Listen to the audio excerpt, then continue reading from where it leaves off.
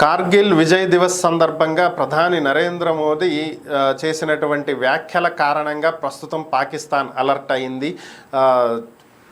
తీవ్రవాదాన్ని పెంచి పోషించేటువంటి వాళ్లకు నేరుగా నా మాటలు వినిపించేటువంటి దగ్గర నుంచుని నేను మాట్లాడుతున్నాను.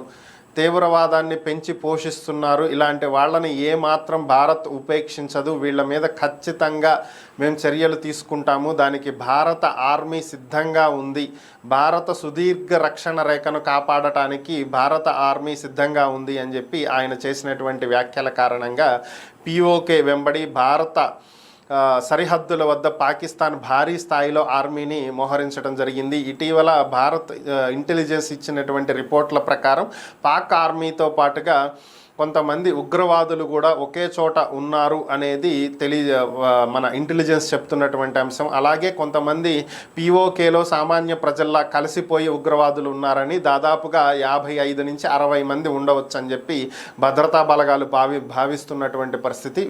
వీరిని పట్టుకుని వెంటనే చర్యలు తీసుకోవటానికి కూడా ప్రస్తుతం భారత్ ఏర్పాట్లు చేస్తుంది.